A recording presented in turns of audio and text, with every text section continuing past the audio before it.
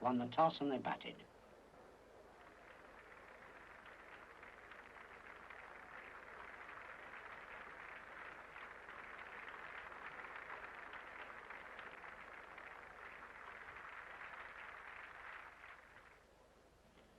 Snow bowled better than at any time in the series, and Inverarity in his first test didn't last long.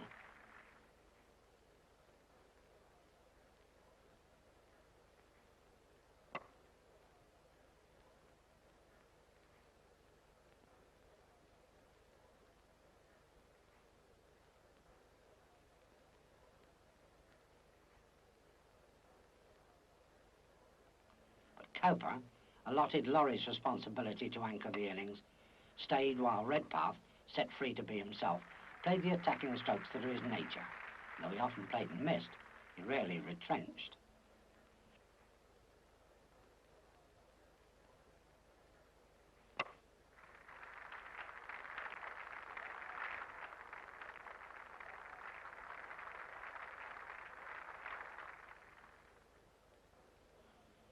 Cowper had founded the innings before he was out. And Walters, with some difficulty and some charity from the English fielders, made a diligent contribution.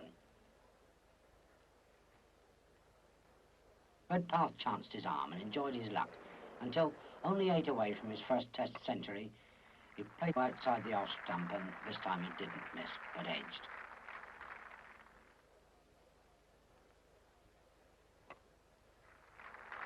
Walters went.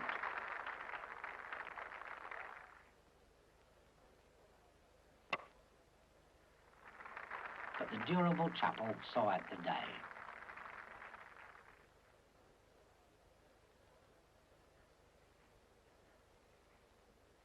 There wasn't much of the Australian innings except Chapel on the Friday.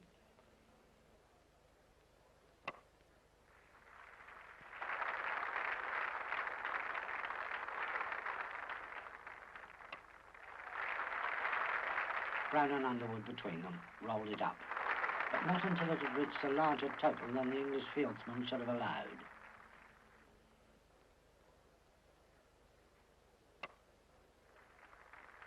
Now came the best of England, not merely their highest opening of the series, but the most commanding.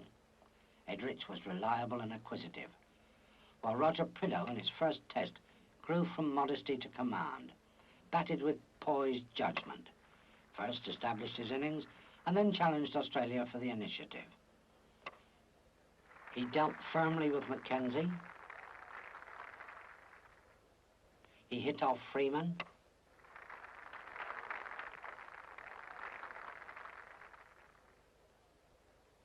And he reduced Connolly to purely defensive tactics.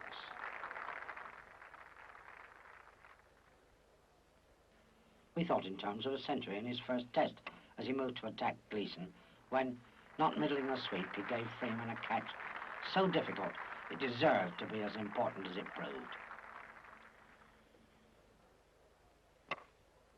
Dexter seemed to pick up Test cricket where he'd put it down 3 years before, but in the turning point of the innings, Jarman called on Mackenzie for his best, and Mackenzie gave it.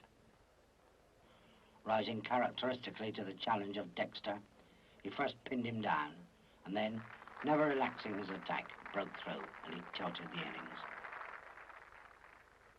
Graveney and Barrington were content to live out the day.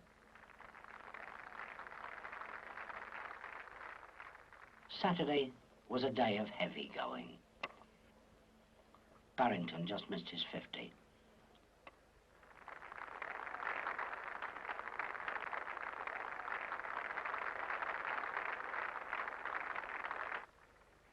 Illingworth soon went.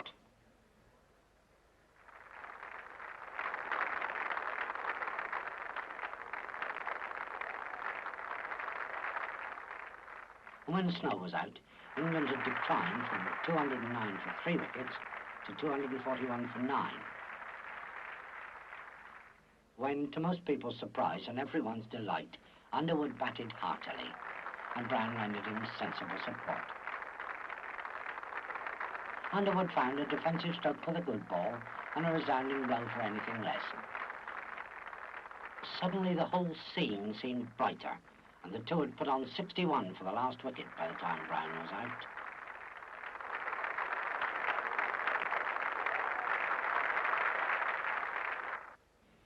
So Australia batted again, only 13 ahead. Soon Gravely brought on his spinners. Soon, too, Illingworth's flight and Knott's quickness brought a wicket. Inverary's was the only wicket to fall that night.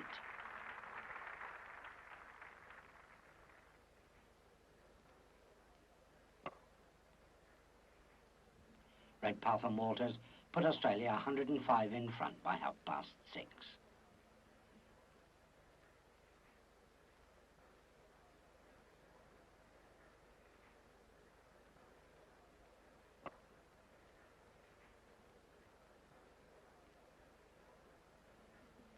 Then, on Monday, Australia truly defended the Ashes.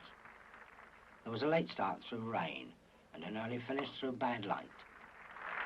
In between, Redpath was out, Walters did his share. Chappell was again determinedly valuable.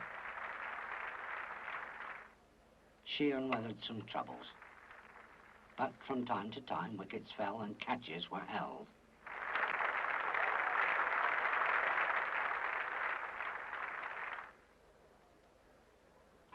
Other chances, though, were missed. When Illingworth and Underwood had finished their work, England needed 326 to win, with 5 minutes less than 5 hours to make them. Soon the main battle was joined. Edrich worked his steady way along. Dexter at first played not only in full confidence, but also in full control, responsible as well as aggressive. The Australian response was entrusted largely to Mackenzie, who maintained high speed for long periods, and Connolly, accurate and lively from 1:45 until decision was all but final at 5:05. And above all, they were wonderfully supported in the field.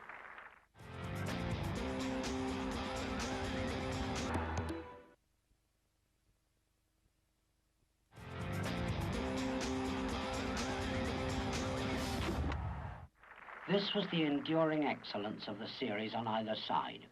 And if Sheehan was outstanding as a ground fieldsman, others matched him in eagerness, and the catching was a class ahead of England's.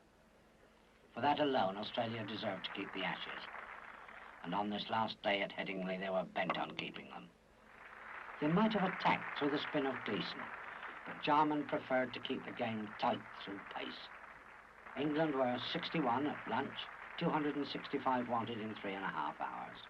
Dexter was pinned down unbearably and at length rebelled against the curb and was out. Edrich forged grittily on, and Graveney played the flowing strokes that are his batting character. They made 53 together before Edrich's sturdy innings came to an end. Barrington took some risks. And Fletcher scored his first test runs in his natural style. But the tightly set and superbly manned Australian field had the last word. 137 to win in 85 minutes after tea was gradually made worse and then impossible, and the hunt was called off. Australia had held the Ashes. At last,